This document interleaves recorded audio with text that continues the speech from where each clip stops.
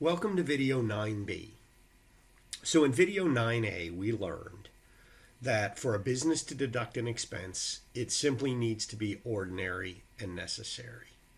And I discussed the concept that the IRS actually puts very few limitations on the ability for a business to deduct expenses. For example, if you chose to fly first class on all your business travel, the IRS, for the most part, would allow you to deduct the first class ticket, even though a coach ticket would have been fine.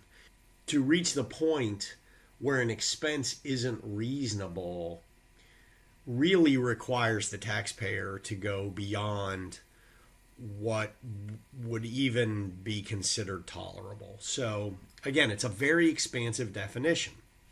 However, video 9B, this is all about limitations, and there are a few. So first is, of course, you have to be a business to deduct your trade or business expenses. And as we've discussed previously, there are two categories of business that get treated this way. One under 162, which is trade or business, and one under 212, which is the production of income. But I want to introduce this idea that you could be engaged in an activity with maybe some hope of generating profit, or maybe a mixed hope of generating profit, and we call that a hobby. And the first two items have a profit motive, but hobbies don't technically have a profit motive. And the definition that separates these items isn't particularly clean, and in a future video we're going to talk about that. But what I want to introduce now is that hobby losses are not deductible. And in fact, under the current regime, hobby expenses aren't deductible at all, except for cost of goods sold, because cost of goods sold is actually part of the gross income definition, which we keep coming back to that idea over and over and over again.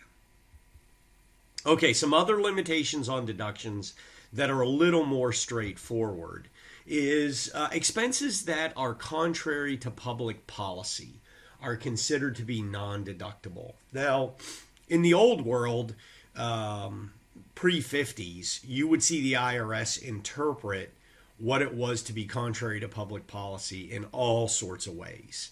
And at some point in the 50s, the Supreme Court came through and said, it's not really, you're not really entitled to make that decision.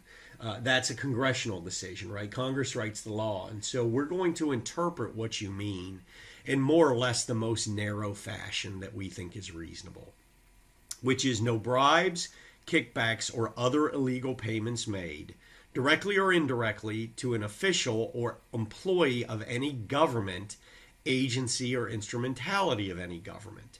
So you can pay a bribe to a private commercial enterprise, and that's actually deductible. But if you pay it to a government or a government official, you're going to be in trouble in terms of deductibility. Now, you can separate this from legality, right? So whether those payments are legal or not is a different story, but any illegal payments to a government official are non-deductible.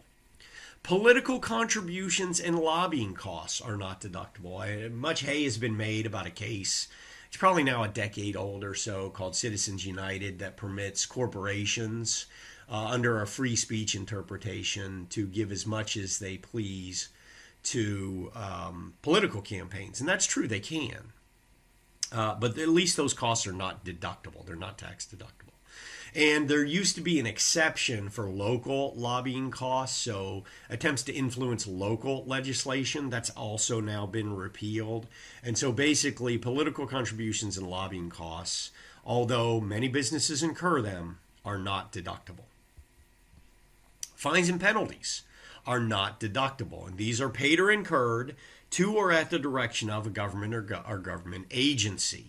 And so, for example, if you're late on your mortgage and so you have to pay a fine or a penalty to the bank, that's not what we're talking about here. Okay, so additional limitations on deductions. Any expenses associated with trafficking in controlled substances. So, we said before, pretty much any trade or business expense will do, and that's true unless your business is trafficking in controlled substances. Now, even for them, again, cost of goods sold remains deductible because that's technically part of the definition of gross income. But this has created a very interesting landscape for the cannabis industry. So, as you're probably aware, California and a number of other states have legalized the use of both medical and recreational cannabis. But one of the problems is, from a federal tax perspective, to the extent you pay your employees wages, or you pay rent, or you pay for utilities, and you're in the cannabis industry, those expenses are non-deductible. And so we have this unique interaction between state and federal law here. But federal law trumps state law in this case. And so as a result, these costs are not deductible. Settlements and legal fees of sexual harassment suits. This is a new law passed at the end of 2017 with the Tax Cuts and Jobs Act. So you can deduct a legal settlement or a legal fee associated with a sexual harassment suit, but not if you have a non-disclosure agreement in place. So if you force the other party, or you are not eligible to disclose the terms of that settlement, then that cost becomes non-deductible to you. So there's a certain price, of course, for that non-disclosure agreement. And the idea, I think, is to create a little transparency around this issue. Personal expenses are not deductible, right? We've talked about this before, unless there's some sort of legislative grace that provides for that deduction. So personal living or family expenses, including the food you buy, the clothing you wear on your back, your shelter, these are non-deductible costs. But what happens is, because almost every taxpayer incurs them, we all do our very best to try to classify them as business or production of income costs so we can deduct them. And capital expenditures are not deductible. I know we've talked about that before. We talk about it more in Chapter 10. So expenses associated with tax-exempt income. So for example, if you borrowed money and then used those borrowed funds to invest in tax-exempt bonds, well, recall that tax-exempt bonds are exempt from taxable income. They're excluded from gross income. And so as a result, you don't pay any tax on them. But if you got into a situation where you borrowed money and you incurred interest expense, and that interest expense was deductible, you would have an arbitrage opportunity. You would be able to deduct the expense but not have to include the income. And so the tax law has a caveat that says, look, to the extent those expenses were incurred related to or associated with the generation of tax-exempt income, they are non-deductible. Okay. So let's think about what we can summarize here. Business expenses are deductible. Personal expenses are non-deductible. And as I just mentioned, what that means is there's a great incentive to try to shift your personal expenses to business expenses. So let's say Sally likes to read the Wall Street Journal every day. And let's say the Wall Street Journal costs about $100 a year. If it's personal, the after-tax cost is $100. If, on the other hand, it's business and Sally's in the 28% marginal tax bracket, then the after-tax cost is reduced to $72 because she can deduct that cost. So what does Sally do? Well, she simply says, oh, I'm going to get the journal sent to my office and therefore try to classify that as a deductible business expense. Now, look, if Sally is an accountant or a stockbroker or someone who needs to keep track of business comings and goings, that there's a pretty good chance that would be deductible anyway. But hopefully you see the point that hypothetically, this is a typical sort of behavior taxpayers engage in to try to shift personal expenses to business expenses because they are deductible. So the code is, of course, full of limitations that prevent or try to prevent taxpayers from engaging in this exact behavior, right? Because it's extremely difficult, and when we get to the hobby loss rules, you'll see, it's extremely difficult to try to categorize a specific transaction as purely personal or purely business. And so there's a variety of ways in which the tax law attempts to shut this down. So we call these mixed motive expenses, right? So the motive could be personal or the motive could be business. And sometimes the tax law just applies a strict measure. And it says, look, you can only deduct the cost of clothing that's used for business if it is not adaptable to ordinary clothing. And that doesn't even require you to actually adapt it to ordinary clothing. It's only if it could be. So Felicia's a newscaster, and of course newscasters are required to dress appropriately for their on-air time. But normally Felicia, likes to dress a little more cash, right? So in her yoga pants and t-shirts. And so under, her perspective, she's like, well, look, I only buy these suits for business purposes, and I should be able to deduct them. But if those suits could be used ordinarily, they are not deductible. And it's not relevant whether Felicia does or does not wear them ordinarily. It's whether they could be or not. So the tax law takes what I would view as a very strict perspective on the deduction for a uniform. It's only if it meets this very narrow perspective can it be deducted. So Officer Friendly is required to purchase his own police uniform. Now, a police uniform is not adaptable to typical wear. In fact, it's against the law to wear a police uniform if you're not a police officer. So as a result, that would be a deductible cost. Okay, another technique is simple denial. So the tax law simply says, you know what, rather than dicker with you about whether there's a personal motive or a business motive, we just won't allow you to deduct it at all. So entertainment, which used to be 50% deductible, is now 0% deductible. It doesn't matter whether that entertainment is business related or not. It's just not deductible. So meals, as you can imagine, are one of the most abused areas of mixed motive expenses. We all have to eat. Most of us eat 3 times a day. And so the idea that you would engage in a meal that has a business motive that is completely free of personal motive is really not realistic. And so as a result, the tax law says, well, you can only deduct meals at 50%. So if you spend $40 on a meal, you can only deduct $20 of that meal, period. So, and then on top of that, of course, the amount of the meal must be reasonable. The taxpayer or some employee must be present. So if you're self-employed, you have to be there. But let's say you operate a business and you have employees, or you're a corporation and you have employees. Your employees must be there. It must be directly associated with the active conduct of business. So in this case, reasonable means not lavish or extravagant. And the Tax Cuts and Jobs Act even further restricted. And it said, you know what? Now a meal must involve an active discussion aimed at obtaining immediate revenue or occur in a clear business setting. Okay, so let's talk about that first, an active discussion at immediate revenue. So let's say you're a salesperson and you're out on the road and you take a customer or a potential customer out to lunch. And as part of that lunch, you have an active discussion about whatever product or service you're trying to sell. That would qualify for a 50% deduction. But let's say that you go to a business meeting, and then after that business meeting, you decide to have lunch, and you pretty much just talk personal talk. That would not be deductible. Okay, the second prong, or the second way, I should say, because it's not a 2-part test, is that the meal occurs in a clear business setting. And so this would commonly be if you have customers or clients or whatever it might be at the office and you're having a meeting in your conference room and you have sandwiches brought in, or you have the meal catered, for example. That's a clear business setting, right? We're all sitting in the conference room having a meeting, and then we have a meal on top of that.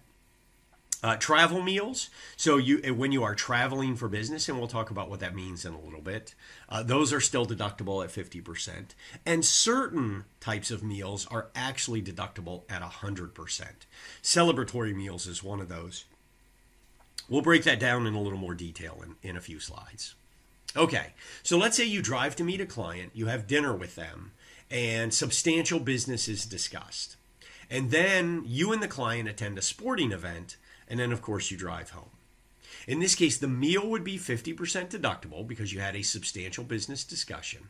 But of course, the tickets to the sporting event or any other costs you incur there are not deductible because that is entertainment.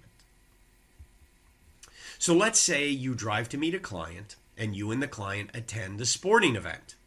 And at the sporting event, substantial business is discussed. Well, because that's entertainment, none of the cost is deductible. Okay, so a handful of meals that are not subject to the 50% limit. De minimis food, and we talked about this earlier under Fringe Benefits. So if the employer provides soda or coffee or donuts or bagels, and for the most part that's done in a way that would be difficult to track. So let's say, it's Bagel Friday or whatever, and so there are bagels for everyone in the office. It wouldn't make sense to pay someone to monitor, like, who took a bagel? Did you take light cream cheese or regular cream cheese or no cream cheese? Did you take a whole bagel or half a bagel? So we're going to charge you, or track somehow the cost of that separate meal. Doesn't make sense. And so under the de minimis rules, that would largely be deductible. Employee parties, we talked about this, celebratory. So these need to be in a non-discriminatory fashion. Now, it doesn't mean every employee needs to be invited, but it certainly means not just highly compensated employees. And it should be, the spirit of it should be that it benefits the rank and file employees. So if you have a holiday party, right, of course there's often a meal or food served at that party, and that would not be subject to the 50% limit. Items you provide to the public. So if you give away samples, as you know, you go to Costco, you walk the aisles at Costco, there's all sorts of product samples available. Those product samples are 100% deductible to the company providing them. And then meals on the employee premises. Now, again, there must be a valid reason. They must be for the employer's convenience. The specter of this type of deduction was raised under Fringe Benefits. These are now only 50% deductible starting in 2018. So they used to be 100% deductible. They're not anymore. And then starting in 2026, they become completely not deductible. So they would become categorized like entertainment. Okay. So additional mixed motive expenses are dealt with by what I describe as complex rulemaking. So what we really try to do then is dig in on what it means to be business versus personal, right? So think about in these other ones, like take entertainment. Look, we're not even going to debate. It's just non-deductible. With meals, well, we could debate. We'll have a few standards, but we'll just take a haircut of 50%. Travel and transportation tends to be one of these areas that gets a little bit sloppy. And of course, everyone wants to deduct their travel costs, even when they go on vacation, because wow, that really reduces the cost, especially if you're in a high marginal tax rate. So the first thing we need to do is break down travel versus transportation. So travel is when you leave your home. Right? So travel tends to be meals, lodging, incidental expenses, and that can include airfare and other things. But you have left your tax home. Transportation is the cost of getting you to and from a business site, right? So this is more of, I'm going from one job to the next. For example, like an auditor driving to their client. And the issue is commuting costs.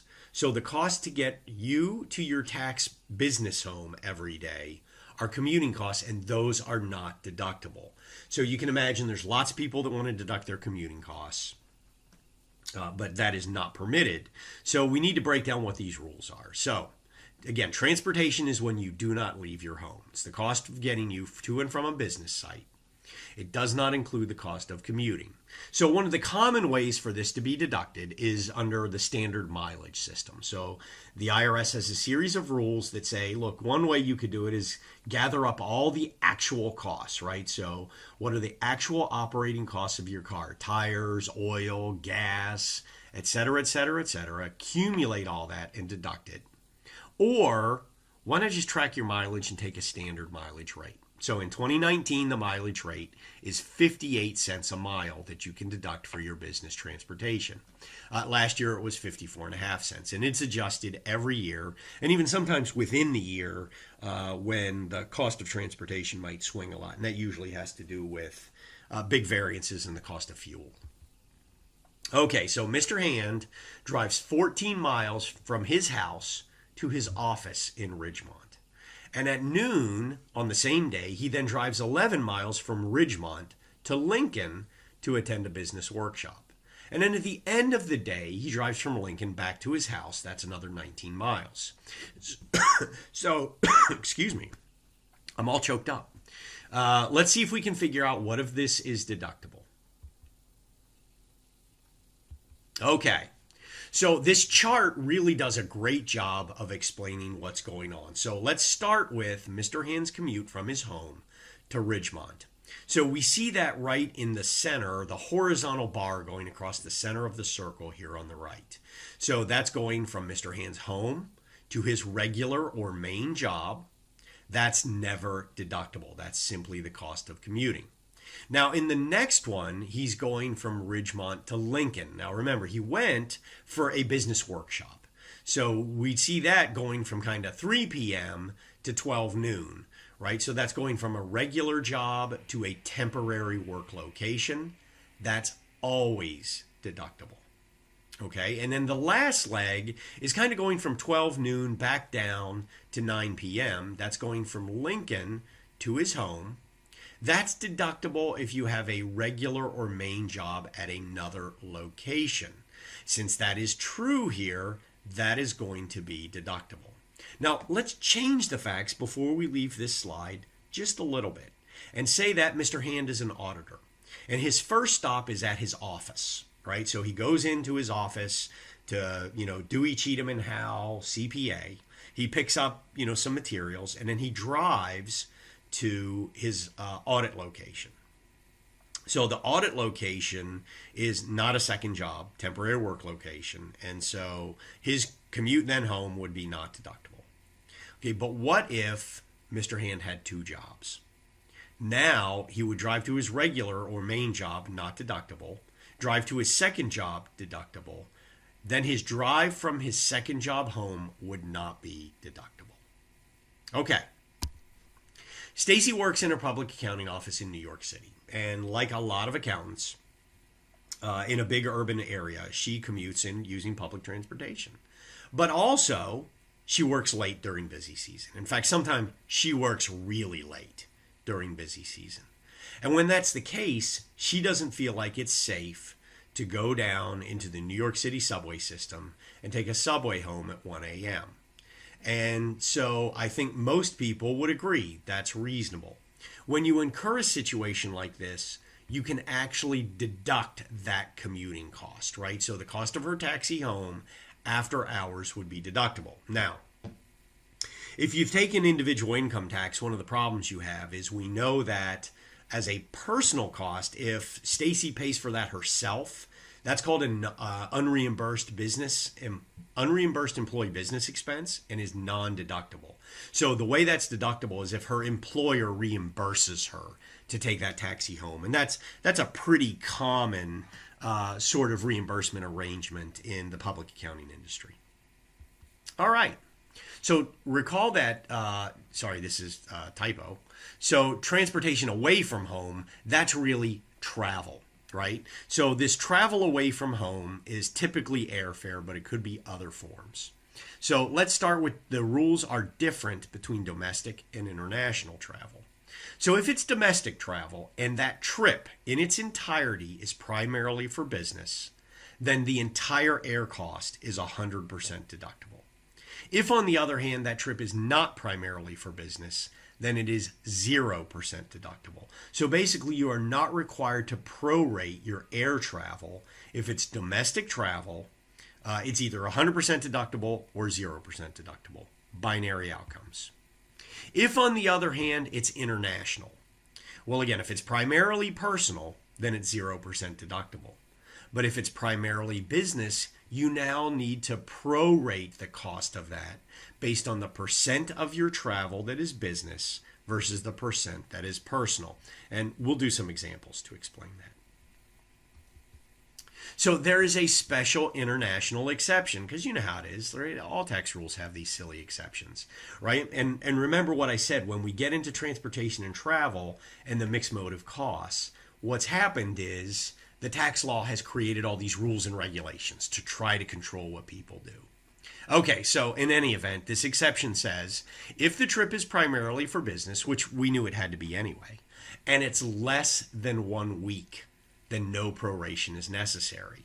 So let's say you're going for 6 days and you spend 3 days for business and 3 days personal, right? So ordinarily you'd have to prorate the cost of that airfare 50-50, because 50% of the time was business, 50% of the time was personal. But if it's for less than a week, no proration is necessary. Or if less than 25% of the time you spend on that trip is personal, then no proration is necessary. So let's say you had to go to a client to work for a month or for 3 weeks in Europe, right? So you could spend an additional week there, or at least another 6 days there, and you would not have to prorate the cost of your airfare. And remember, this only applies to your travel or your transportation method, because I guess most people travel for business using a plane, but you could use a boat or a car as well.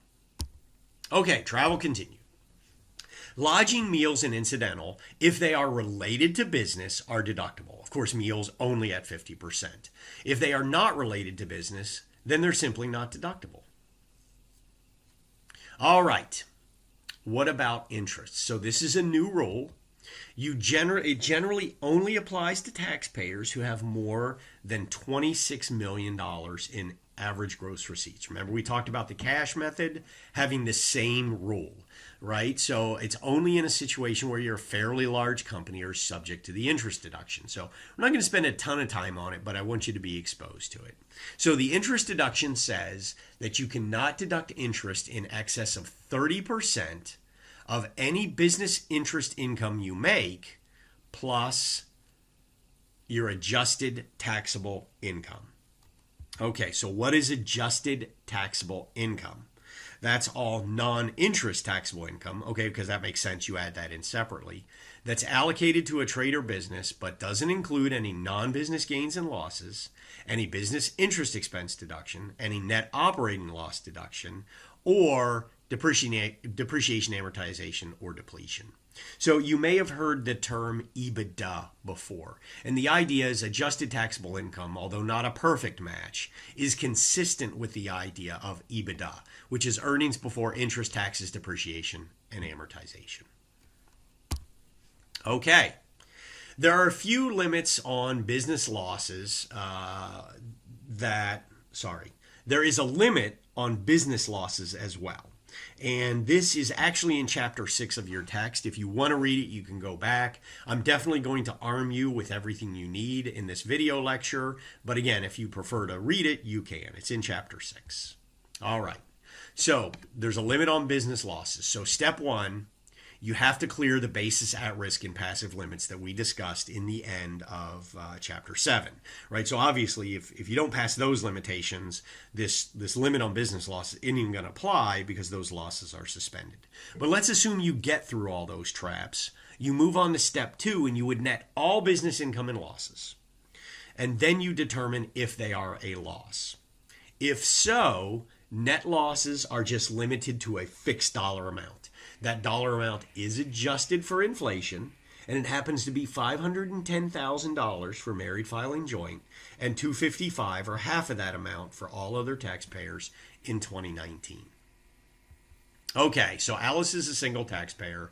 She invests in 2 partnerships, and those 2 partnerships have the following results. So Partnership A has business income of $14,000, and Partnership B has a business loss of $300,000. So step 1 would be, well, I have one of these entities that has a loss. Do I get through the basis at risk and passive loss limitations? Well, as it turns out, only $285 of Partnership B's loss is deductible under the at risk limitation. Okay, fine. So first thing we do, step one, and that's under the at-risk and passive limitations. So step one, A is 14,000 and B is negative 285,000, right? So the guys that own the grocery store that work there every day, this would be their loss that would be subject to the limitation, because the passive loss limitation picks it up otherwise. In any event, we've identified our two losses. So the next step is to net them together. So the net of 285 and 14 is 271. We now compare that to the annual limit. This is a single taxpayer. So Alice's annual limit is 255,000 in 2019. So she could deduct 255. The remaining 16 would be carried forward, and there is no expiration. Okay, that brings us to the end of video 9B. Thanks for watching.